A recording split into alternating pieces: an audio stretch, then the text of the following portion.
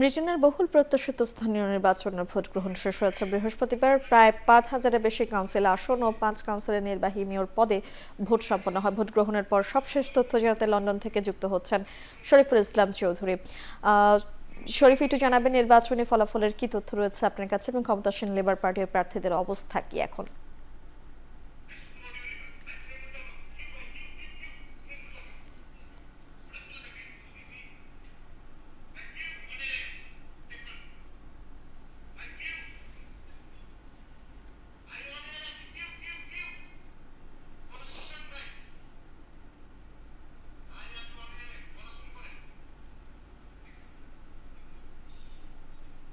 ব্রিটেনের স্থানীয় স্থানীয় নির্বাচন গতকাল বৃহস্পতিবার সম্পন্ন হয়েছে। সকাল 7টা থেকে রাত 10টা পর্যন্ত ভোট গ্রহণ চলছিল।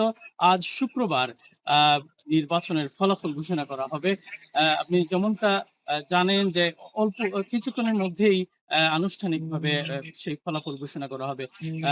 ইতোমধ্যে বেশ কয়েকটা কাউন্সিলের রেজাল্ট আমরা দেখতে পেয়েছি। সেই রেজাল্ট অনুযায়ী ফলাফল অনুযায়ী লেবার পার্টি অর্থাৎ ক্ষমতাসীন লেবার পার্টি বেশ পিছিয়ে রয়েছে এবং অন্যান্য দল যেগুলো রয়েছে বিশেষ করে রিফর্ম ইউকে এগিয়ে রয়েছে এবং সেকেন্ড পজিশনে রয়েছে।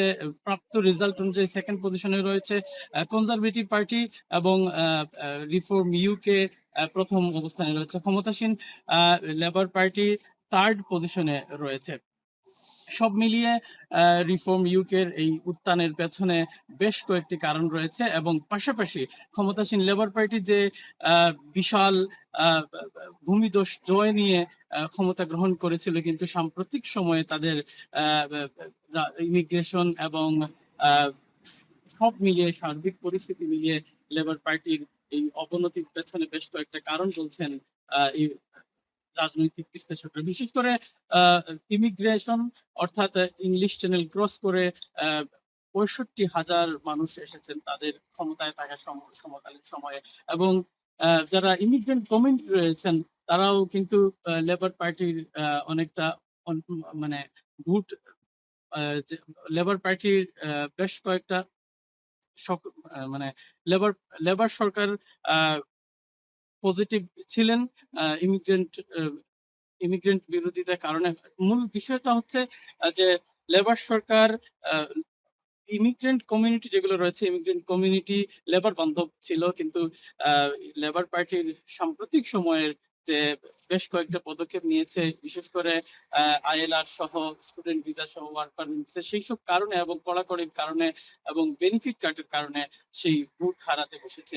পাশাপাশি ইংলিশ চ্যানেল তো রয়েছে, হোয়াইট ব্রিটিশ যারা রয়েছেন তাদের কারণে তাদের সেই ভোটটা কমেছে।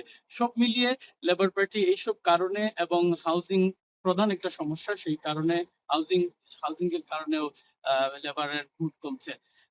এই লোকাল ইলেকশন মূলত ভিত্তি করে আগামী জেনারেল ইলেকশন একটা বড় একটা প্রভাব পড়তে পারে। আবার পাশাপাশি রিফর্ম ইউকে তাদের অবস্থানও অনেকটা উপরে রয়েছে। এই পর্যন্ত যে রিজাল্ট গুলো এসেছে সেই রিজাল্ট অনুযায়ী রিফর্ম ইউকের পজিশন প্রথমে রয়েছে। তো রাজনৈতিক বিশ্লেষকরা সেই বিষয়গুলো গুরুত্ব দিচ্ছেন যে রিফর্ম ইউকে ইমিগ্রেন্ট বিরোধী তাদের শক্ত একটা অবস্থান এবং পাশাপাশি রিফর্ম ইউকে যদিও সাম্প্রতিক সময়গুলোতে রিফর্ম ইউকে বেশ কয়েকটা কারণে অর্থনৈতিক কারণ এবং ধনকুবেরদের যে বিদেশি ধনকুবেরদের একটা অ্যালিগেশন উঠেছে তাদের বিরুদ্ধে, বিদেশি ধনকুবেরদের অর্থ সহায়তা, সেই কারণে রিফর্ম ইউকের বিরুদ্ধেও বেশ অবস্থান শক্ত রয়েছে। সেই কারণে কিন্তু রিফর্ম ইউকের যে ভোট রয়েছে সেই ভোট ব্যাংকে অনেকটা আঘাত এনেছে গ্রিন পার্টি। আবার মুসলিম ভোটার যারা রয়েছেন, মুসলিম ভোটার বিশেষ করে গাজা ইস্যুর কারণে লেবার সরকার বিরোধিতা করেছেন অনেকে। তো সব মিলিয়ে এই কারণেই লেবারের পতন বলে মনে করছেন বিশিষ্ট রাজনৈতিক বিশ্লেষকরা। আর আজ শুক্রবার স্থানীয় সময় জুমার পরে আনুষ্ঠানিকভাবে ঘোষণা করার কথা রয়েছে সার্বিকভাবে ইলেকশনের ফলাফল। এই ছিল আমার কাছে সর্বশেষ। লন্ডন থেকে সরাসরি যুক্ত হয়েছিলেন সহকর্মী শরীফুল ইসলাম চৌধুরী।